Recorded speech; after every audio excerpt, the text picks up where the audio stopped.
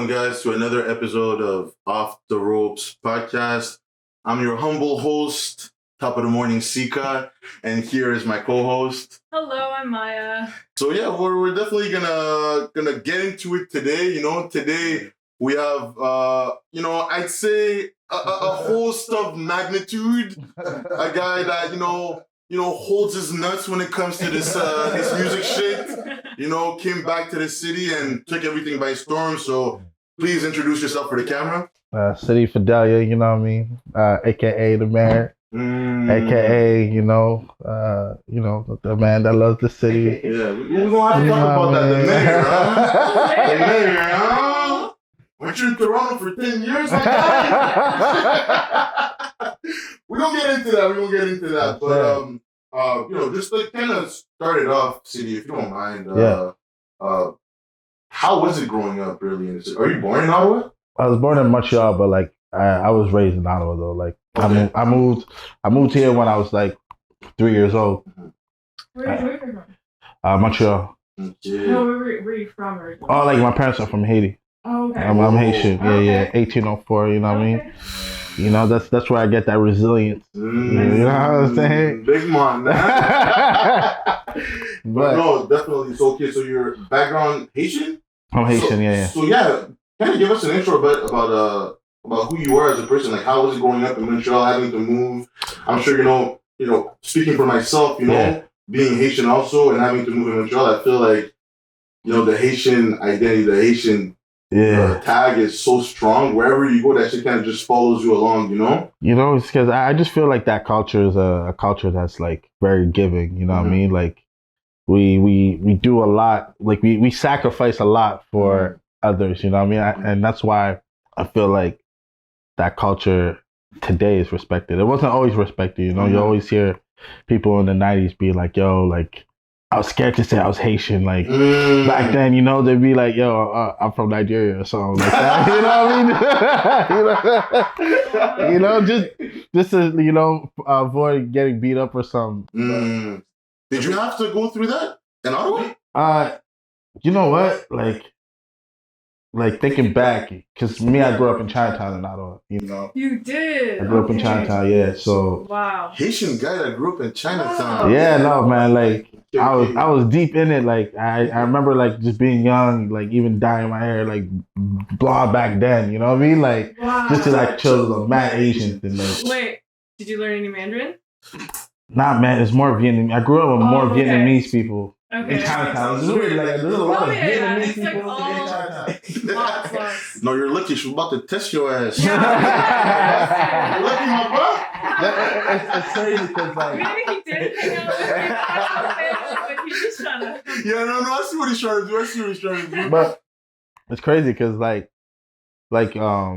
when you around a certain culture, for some reason, the only words that you retain are the bad words. And that's what people ask me first. Yeah. How you say "fuck your mama"? It's why? When are you gonna use that? You know what I mean? But so you're Haitian. You grew up in the Asian culture, and Ottawa.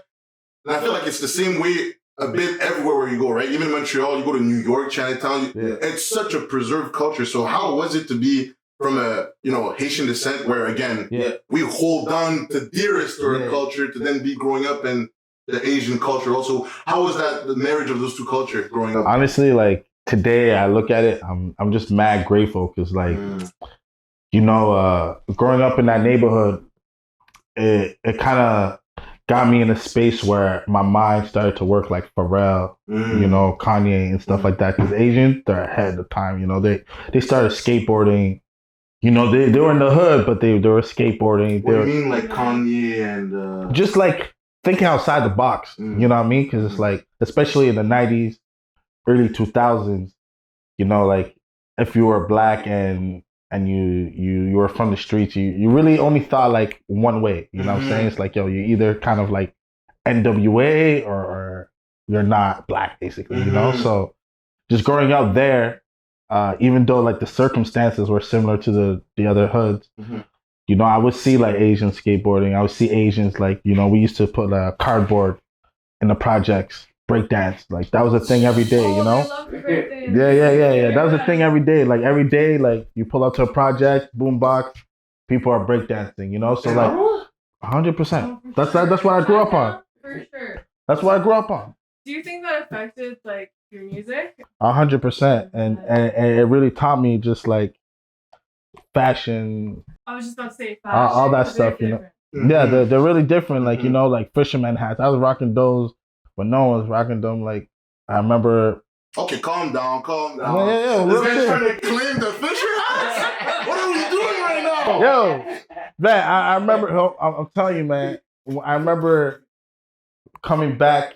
Because I used to always shop in New York, right, Brooklyn and shit. And did you? Because you said you grew up in Montreal, right? I grew up in Montreal, but I have a lot of family in New York. Did you used to take those buses that used to bring you? Yeah, I did.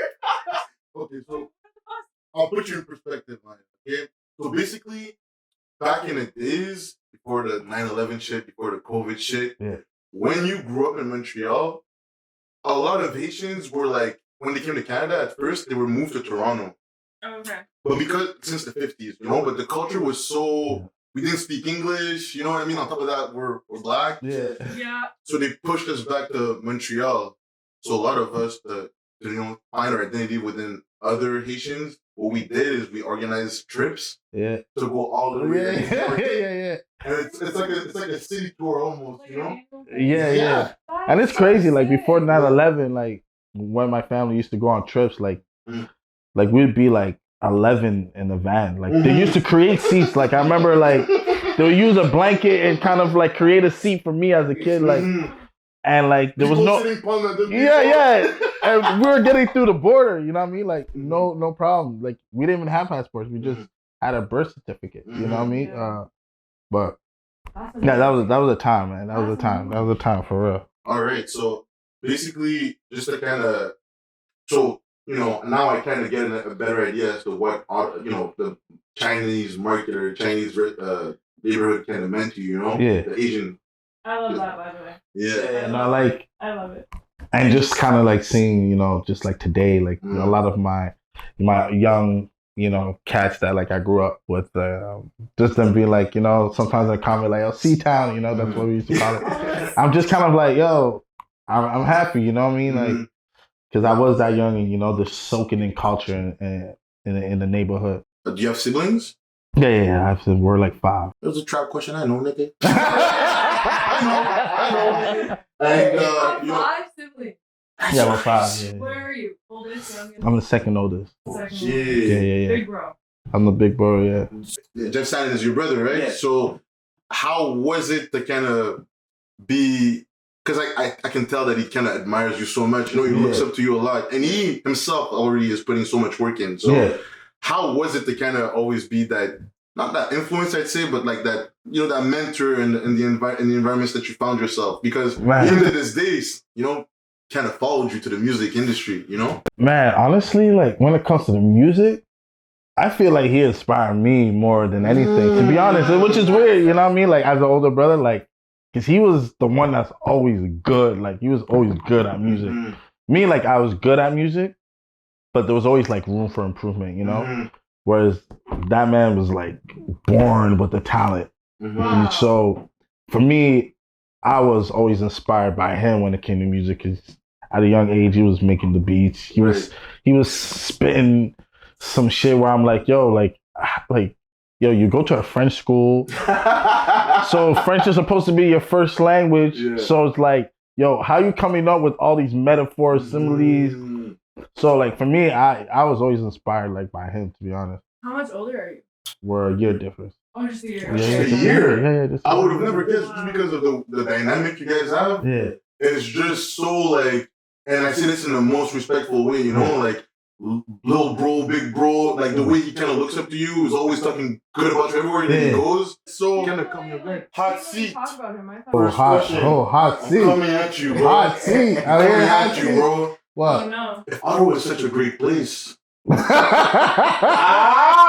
me coming, nigga. If Ottawa is such a great place, why did you move to Toronto? So why do I move? Was it music related, first of all? It was music related. Okay, so kind of give us a background into that because The thing is, Just remember what you're wearing. the thing is like, yo, you could go back to interviews, and you know, in those interviews, I was always saying how like basically like my goal was always to like get myself to a place where I could offer Ottawa something.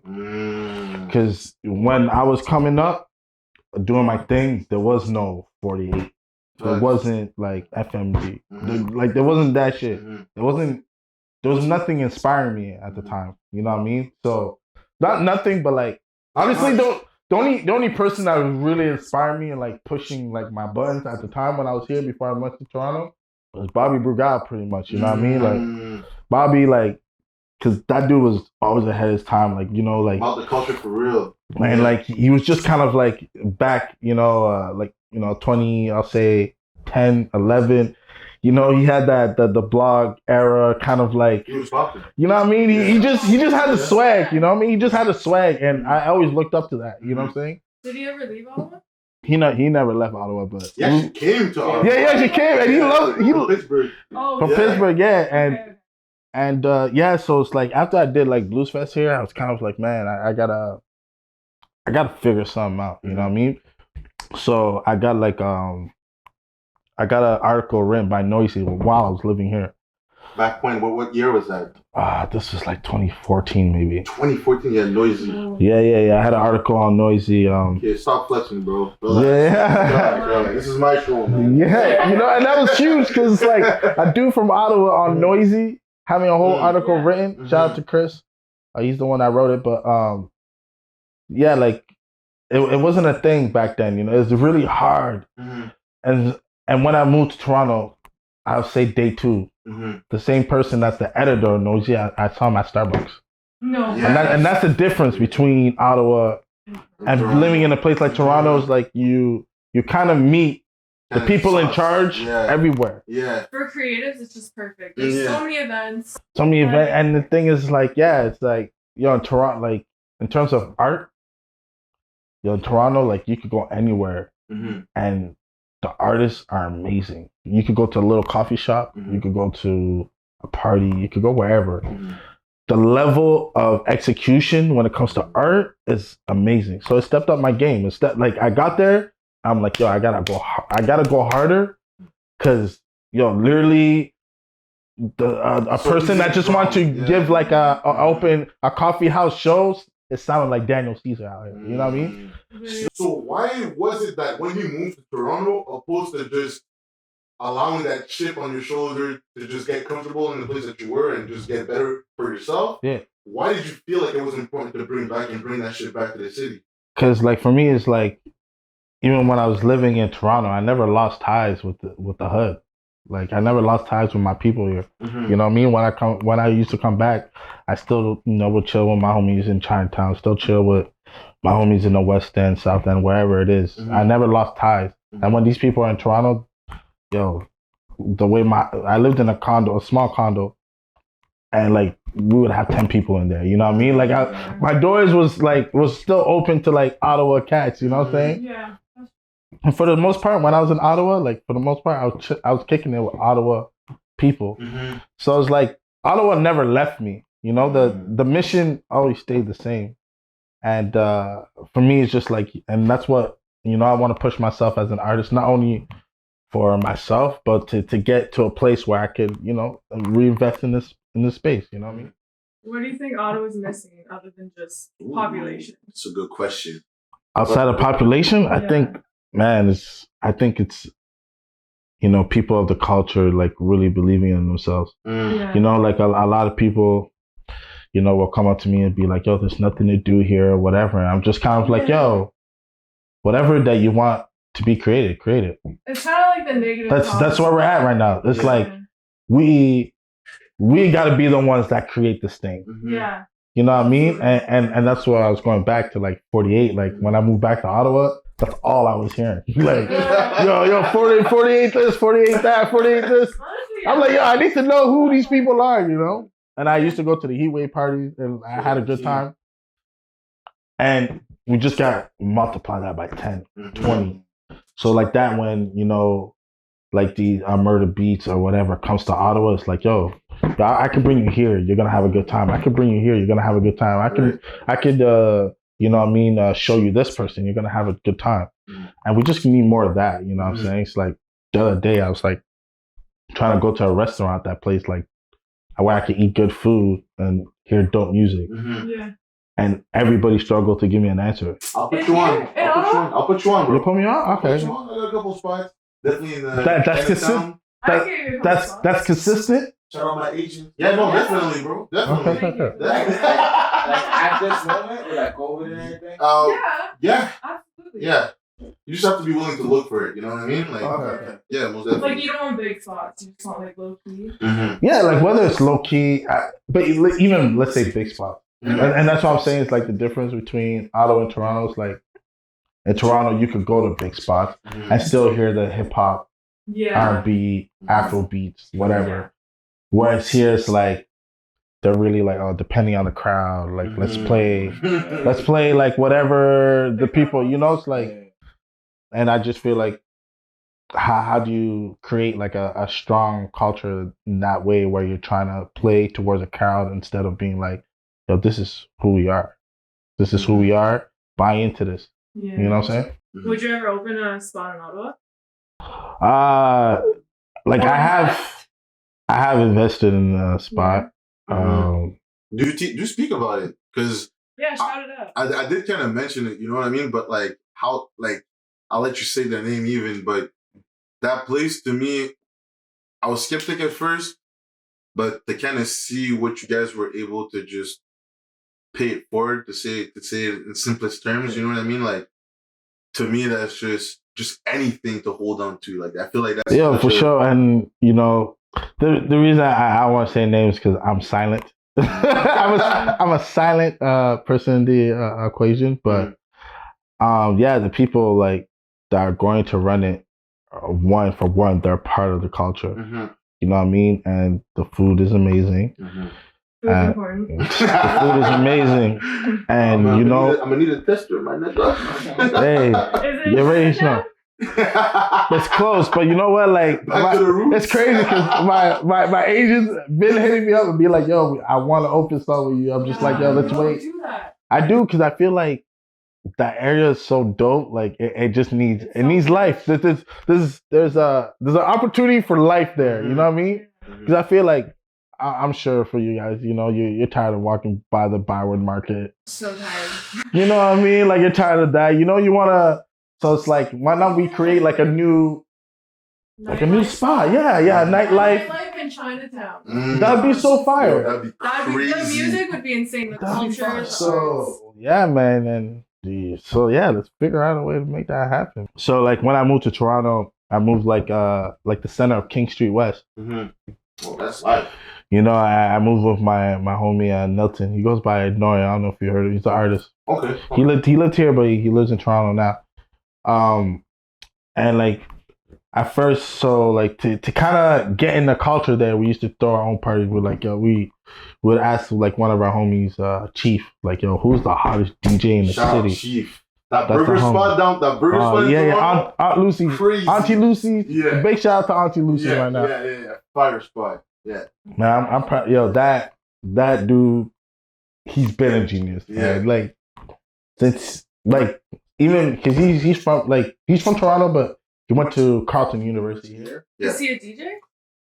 Man, he's influencer. Yeah, exactly. But like, he's an influencer in a real way, though. Like he actually does things that influence where things go. He moves shit. He moves things. You know, he's not just like on Instagram being like bad habits. Exactly, and that shit started in Ottawa. Like he started Bad Habits in Ottawa. Same word. Yeah. That's in Ottawa? Yeah, it started in Ottawa. Yeah, I knew that. Same word. Yeah, he started that shit here, and then in Toronto from there, he used to throw parties. And then from there, he got into like just like doing installations. And then he's just a guy that just knows how to maneuver. Right. But the thing is, if so many things started from Ottawa, right? Like Severe Nature. Yeah. Your career. By the way, Severe Nature, Chris is an individual that designed my first mixtape ever, 2009. Say word. 2009. What? Exclusive. Yo, bro, it was Chris, Life of Bad News. Oh yeah. And you know what I mean? It's like, and that's what I'm trying to say. It's like, even though we didn't work like as heavily, like these are people I always kept in contact with. You know what I mean? Like, so the rapport is like was always 100. You know. Mm-hmm. So if all those things started in Ottawa, why? And I'm not talking for everybody, but I'm saying it was a thing back in the days, right? Like you come to Ottawa, or you're from Ottawa, and then you move to another city, whether it's Montreal or Toronto, to go do some other shit. There's always like memes, like every girl's moving to Toronto. To go find some sugar daddies, but that's another conversation. Listen, there's way more sugar daddies out there for sure. So there's a lot that happened in the city. A lot of things were created in the city. Can you kind of explain that mentality as to why people don't necessarily, I would not want to come back or kind of get locked in Toronto? Because it's something that happens often. It's just the average human in Ottawa does not appreciate greatness. You know what I mean? Like, they don't appreciate greatness. Like, in Toronto, when I was there, I was able to, like, build a fan base of 300, 400 people with my, because the whole ensemble brand got created in Toronto with, like, two of my homies from Paris, Stan and John, and then my homie Aiden. I don't know if you met Aiden. Maybe, but not. Definitely, you have to show me a couple of things. Yeah. I'll definitely introduce. He was here for a bit. Like, he works at Sony. I'll introduce you whenever. Okay. But we were able to, like, even though like we weren't, I guess, like a part of like really the Toronto scene like that. But we were able to create like our own crowd. Like wherever we're at, City, Fidelia, and Ensemble we're at, like it was like 300-400 people showing up, and it was a good like, and you knew it was gonna be good vibes. You know what I mean? So how long did it take you to get like comfortable in Toronto? Like a year. It took a year. Like I got there, I was sleeping on a yo man. People no, say that. I try to tell people the process. Like me and my homie, like Milton, like we're literally when we first moved there, we're literally sharing a futon mattress. You know what I mean? That's all we had at the crib. You know what I mean? That's all we had at the crib. A futon mattress, no Wi-Fi, whatever. And he was going back and forth at the time. So like, yo, there was times I'm like, fuck, I don't know that much people out there. I remember one time I tried to like go out by myself. I was like, you know what? Like I can't go to work and then just come back to my condo that's a box. It's a waste of the resources. It's a waste of coming to Toronto. So I was like, yo, let me try this. So I paid $20 to get in a club. I'm there for like 5 minutes. I'm like, man, this is weird for me to be by myself in a club. In Toronto, I don't have money like that to like buy bottles or anything. Like, yo, there's no girl that's gonna talk to me. Like, it's not happening. You know what I mean? It's not happening. But like, yeah. And then I left, and the bodyguard was like, "Yo, you leaving?" I was like, "You saw me just pay $20. Really?" I was like, "Yeah, man." So I go back to my box and shit. And what made it harder is because before I moved to Toronto, I was dating a girl. And then like within the first or second week, we broke up, you know what I mean? And she like, so we kind of moved to Toronto around the same time. Is she from here? She's from here, like, so, but like we moved to different houses because like our thing was like, yo, like we both came to Toronto for a reason. Like, let's not live together. Let's like kind of do our own thing because we came here for a reason, you know? But I do think like, whatever we had, there was like, I don't know, whatever that was a difficulty at the time was before we moved to Toronto, you know what I mean? But like, so when we got there, like we broke up, so I'm there on weekends, kind of like, I was honestly, that was the only time in my life I could really say like it was recognizable I was down bad, you know what I mean? Because I'm like, new city. Yo, my ex-girlfriend lives 10 minutes away, but I can't even holler at her because we just broke up. Oh, my heart. You know what I mean? All my niggas are in Ottawa. Literally all of my, you know what I mean? All my niggas in Ottawa. Music you produced during that time. The thing is like, that's the, but it's crazy because like that feeling is literally the song that made me be able to do this full time. You know what I mean? Everything happens Shit. What's the for a verse? It's like my mama said my brother up in jail again because when I just moved to Toronto, my older brother got sentenced to like 4 years in jail. So I was like, my mama said my brother up in jail again. Seems like this vicious cycle never ever ends. I'm living in a city with too many friends. Just to making what is it? I'm living in a city with too many trends. Just to making niggas making way too many friends. And that was my experience. Literally, when I got to Toronto, I just felt like everybody was like trendy. Everybody's just like, yo, we're buddy out of nowhere. You know what I mean? And I was just kind of like, man, this is different. You know, everybody, and the line after that is like, everybody got connections. Oh, why they lying? Because everybody's like, yo, they got connections. You know what I mean? It's like, really? Do you really have them though? You know what I mean? And so, man, it's crazy because I dropped that record, and for me, it was like at that period in my life, I was really on some tip where I was like, yo, I'm gonna give it 1 year. And if shit don't work out, because I've been trying this shit since I was 9. You know what I mean? Like really rapping. Yeah, man. I've been like rapping and doing this and that, selling, printing CDs, selling in universities. I did all that shit. Did that shit? I did all that shit. Like I was selling. But yeah, man, I was like giving out fucking mixtapes in university, high school. Like I was like I did all that shit. Wait, I'm so curious. At home as a kid, were you influenced by like your parents' music style? Because I know Our father was a bass player. And a feeling. He was in like a legendary band in the city called Feeling. Okay.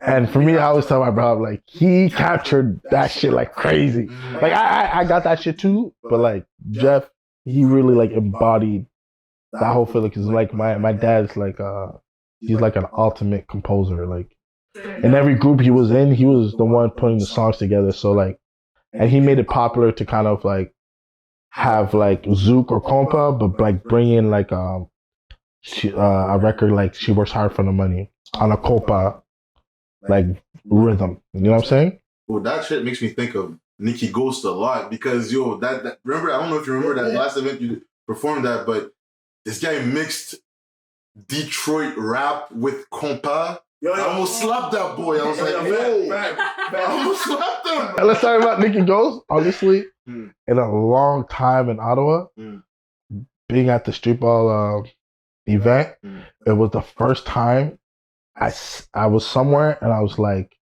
yo, I actually want to ask the DJ where he got what he just played. Yeah.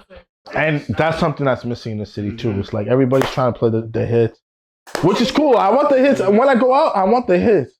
But like, yo, when he was playing like some compound mix with this, and I'm like, who is this guy? Like, I was actually like impressed and like super happy to see that shit like that. Like, and no, I commented that because I'm like, because I actually felt like, yo, you don't really get that in Ottawa. And he did that shit for me. You know what I mean? And for me, it's like it takes a lot to tap into my emotions. Like it takes a lot. Like it really takes a lot. Like even like the last artist to really like give me goosebumps and really get me to a place where I'm like, yo, I need to play this every day. Was fucking FTG Metro and Reggie. RIP. Like literally, they're the last artist where I played the shit once. I'm like, oh shit, this is fire. And then literally went in a rabbit hole just trying to figure out the story, just checking reaction videos, checking their old videos, checking this, checking that. That's what real talent does, for real. When that shit is undeniable sometimes, you know? A real shit. And honestly, they're the ones that inspired me to open the studio I have right now. I feel like everyone who likes music is just waiting for that moment when you find a song that can just dig deep and just hit their emotion So that's amazing. Man, and anywhere I go, I always play their shit because, like, man, they're another group of individuals. You know what I mean? Like, I don't know, like, there's obviously politics that are involved with everything. However, they're a group of individuals that really added to the culture in the city. Like, man, like, everywhere, like, whether it's in Toronto or whatever, like, when people think Ottawa, like, those names would come up. Like, yo, I heard about these young kids. And it's like, and for me, it's like, when I remember just watching their first video and shit, like, I remember just feeling sad because I went to D.R.A.M in junior high school. Yeah. So, like, I used to always kick it in Richie, Ramsey, like, a lot of my OGs come from, like, the West End, so it's like, and Shylock that passed away, he was my homie, like, close guy. So when I watched their video, I was like, the reason it gave me, like, goosebumps, because I'm like, yo, a lot of my homies from this area, didn't make it, and what they're saying is not a lie. Like, such a relatable story. They're really telling what their day-to-day is like. I still remember my first day in Richie. I was like 13, 14. Shylock invited me. He wanted to work on some records. And even at that time, I was kind of like, yo, I'm happy that I got his cosign, because, like, yo, back in those days, like, yo, I was a fresh guy. So, yo, if you walk into a neighborhood that, like, you're not from, like, yo, people are taking your shoes and shit. Like, that's what's happening. They're taking your shoes. And how old are you? 13, 14? I was like 13, 14, and you really got it. That's like you said, around that time, and it's like you really had to think about these things. You know what I mean? Like, when I was going to his crib in Richie, I was like, I gotta stay alert. You know what I'm saying? Whatever hood that was, and I found that so relatable, because whatever hood that is, you're talking about Richie, but, like, I went to high school. I grew up in Blackburn. I went to high school around Carson, and, like, bro, the first day I started high school, like, my shit was gone. The first day, and it's like, I swear to God, and it's like, at that time, you're probably like, oh, fuck, I can't believe they took my shit. But growing up, you're like, damn, that shit actually built my character. Being around. It does. And I think for me, is that's why, like, I have so much empathy, like, for people in general. It's like, I can't get along with the internet, because I'm like, I've lived this real life. Like, I know how it feels for cops at 3 o'clock in the morning banging on your door and being like, yo, in front of my mom, I'm like a kid, and the cops are like, yo, we're taking your son away. I know that feeling, you know what I mean? I know that feeling of growing up around individuals that are not perfect. I wasn't perfect, you know what I mean? Like, a lot of the shit that I'm doing now, it is kind of like, in a way, making up to some of my mistakes. Like, I will say, like, thanks to, like, my mom and, like, my OGs and shit, I would say, like, I didn't make as much mistakes. And I played ball, that helps, Facts. I played ball, I played football. So, like, you kind of, you chill in the hood and shit, you're still, like, kind of busy, you know what I mean? You still like, okay, like, I'm in school, and then on weekends, I'm in Toronto to play ball and shit like that. So it's like, you're not as invested in certain things as other people. You're distracted by and, like, if you really, for example, it's like, when I was playing ball, like, if you want to play university ball, you have to get good grades. So, like, you're trying all these things, even if you're around a certain group of people. And then when people see that you're really into this from those neighborhoods, they're kind of like, yo, let's push this guy. Let's and that's, for example, like, why I personally don't smoke weed like that is because, like, it's not that I'm against it. It's just, like, at a young age, my OGs were always like, yo, don't smoke weed. Yeah. Don't do this. Don't do yeah. Yo, after my breakup, it was like, I gave myself a year. So that year I told myself, like, it's either this year or nothing, right? But, like, yo, if I want to get up and go to Japan tomorrow, and that was the plan for the team, I'm doing it. Where if I had a girlfriend at that time, it would have been like, let me think of it. I might still do it, but let me talk to Shorty real quick. let me talk to Shorty real quick, or like let me come back home after we're done the serious shit that we're done. Whereas like when I wasn't with her, it was like, what am I waiting for? Yeah, like if I'm in Japan and I could stay an extra day or two or another week, I'm gonna do it just because like who do I have to go home to? Really? That's a pro. The con. When you're in Japan, people are showing you love. Fucking, when I'm in Japan, bro, like I'm getting free massages, free dinners, free Weren't you everything. supposed to perform at the Rolling Loud in Japan too? In Hong Kong. Yeah, Hong Kong. Yeah, facts. It's crazy. And that's what I'm saying, that Ottawa is growing. Because like, honestly, because I knew I was performing at Rolling Loud, but I didn't know the lineup. When the lineup came out, and I saw me and Knight Lavelle were on the same day, I'm like, I was like, yo.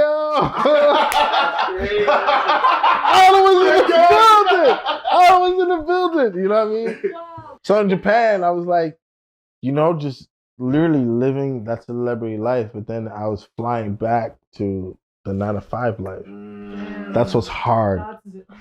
That's what's hard. You know what I mean? And so basically, when I finally like kind of just lived off my artistry, my manager was cool. It was my last job in life, and my job was actually chill.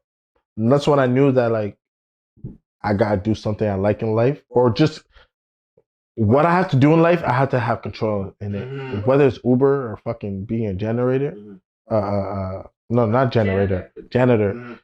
I have to have control over what I do, because like that's what inspires me. You know what I mean? Yeah. Now talking about control, I'd like to take it there because your last single, College Dropout, I feel like, a lot of people, especially in school, because Ottawa is a government city, a lot of people go to university, whether it's college. People will relate to that song. People will relate to that, am I actually made for this, right? So again, that single, right? What can you tell us about the tape that's about? Because I assume that was a single for the tape. Man, I'll drop it. So like the tape is still called Painkiller. So I put it out, and the pandemic hit, I took it down because it's really something that like a lot of the stories on that project is like real stories, shit that really affected my mental health in a way where it's like, yo, like people actually like live this lifestyle. So when I put it out and the pandemic hit, like my tours got canceled, all this stuff. And I'm like, I put way too much of my heart in this project to let it go down like that. So I put my ego to the side. I'm like, I'm taking it down. I'm not gonna be here. I'm like, I'm City Fidelia. The world has heard it. I'm like, no, the world hasn't heard it. I'm gonna take it down. So I ended up doing a partnership with Public Records, which is Gavin, Jamal, Maria, Trung. They're labeling in Toronto to allow me to really like present this in the way I want to present this. So I took it down. Probably I added a couple new songs just so like whoever heard it in the first experience can still get a new experience. Yeah. And I feel like your music taste is so eclectic because you'll go from making a song with Don Valley, which gets 1 million streams on Spotify, all those views on YouTube, to then go into something that is so heartfelt, so personal, How long did it take you to get that comfortable with your artistry? Man, honestly, man, and I always credit this guy named Malik Yusuf, and which is dope because Malik Yusuf, as of this show today, yesterday, I have this program called Formula to help developing artists. Shout out Becca. Shout out Bexy. Yeah, Bexy. So me and Bexy founded this program, and we have this guy named Malik Yusuf on it. So he's worked on Jay's album. He wrote Sandcastles for Beyonce. He wrote all of Donda. Trying to flex on this again. No, but like, listen. All this is facts. But like, man, just to have someone of that caliber, like literally, like during the Zoom call, he was on the phone. He's like, yo, hold up, guys. Picked up a call. He's like, I'm still working on splits on Donda. Like for people in Ottawa to experience that shit, I can't even know what that feels like. for people in Ottawa to experience that shit, that's what I'm fucking grinding for. You know what I mean? Like to experience like a guy on a Zoom call being like, I'm working on the splits on Zoom on Donda. And you know what's crazy? Because if it wasn't like, let me just be honest, those type of opportunities when they present themselves, those are the type of shit that would get a Romeo out the city. And you know what? And me and Romeo had that conversation, right? And like we could have this on or off camera. I told Romeo, I'm like, yo, why didn't you apply for the Formula Project? Because I told him, I'm like, you know what Formula Project comes with? It comes with free studio time that you play for, and then you're connecting with people that's actually that's getting Grammys, like actually been nominated for Grammys and Grammys. And that's the mentality in Ottawa that we have to change as artists, is that people are afraid to do the steps. No, I'm not going to let you say that. I'm not going to let you say that because you're saying afraid, but bro, I'll say it and I'll stand on that before this 48 shit, before this FFA shit. Not a lot of niggas were putting their money where their mouth was. And especially, no, it's true. It's true, yeah? You're not going to tell me Romeo didn't put his foot. No. Listen, I know. Did that. I know. I know. A lot of bullshit coming out of the No. Listen, I know Romeo since Toucan. Facts. I've been no Romeo. And for me, it's like it's not that like it's a thing that he probably did on purpose. He just probably looked at a program in Ottawa. It's like, yo, this program's coming from Ottawa. Like, man, I've been putting work for like over years. How's this gonna help me? Until I really actually broke down the logistics for him. I'm like, you're already spending money being in the studio. If you apply for this program, 90% that most of the people that we had on the jury are gonna fuck with you. You're go. You're ready to go. So why don't you create a situation for yourself where you're getting free studio time, and then you're also connecting with industry professionals. Like on our panels every week, we have people that work at Sony. We have people that have written for fucking Adam Levine. Then Malik Yusuf the other day has written for months. He's on Donda, Snow, Allegra, Rihanna, all that shit. You know, we have lawyers on there just to teach you the game. You know what I'm saying? And that's the thing. And sometimes as people from Ottawa, we think of American people and be like, they don't go through those steps. They do. They do. It's just we just see when they're stars. They go through all those steps. They go through all those steps. Yeah, people see Fabio on Kanye's album, but they didn't know he was signed to Mace to begin with, and he went through the trenches, those shitty deals. It's all like But this is the part that people are missing. What did he do for Mace to even see him? Facts. And that's the part that people are skipping. The groundwork. What did Fabio do to even for Mace to be like, oh, this is something that could be a thing? And for people in Ottawa, they're kind of like, they put out one song, it's popping, and they're kind of like, yo, forget everything. I'm on top of the world. Yeah, fuck everybody. Bro, it doesn't work like that anywhere. Anywhere. And that's how you get to have singles and videos with drum, right? Is that what you're trying to say? No, because broccoli, nigga. That was my shit. That was my shit. Yeah. So yeah, no, I mean, you're definitely at a space where you know, the details are showing and improving. Yeah. And for me, it's like, yo, like everything I do, I'm kind of like, yo, anybody after me could do it times 5, times 10. You know what I mean? Like I'm always doing my thing. I always, you know, like I said, I get inspired by 48. I get inspired by Romeo when I'm in the studio. I'm like, oh shit, he's saying some shit. He's spent. You know what I mean? Like I get inspired by that shit. And that's something I didn't have before I moved to Toronto. But now, like when I'm in the studio with Romeo, Jaden, whoever, I'm like, okay, I'm studying that shit.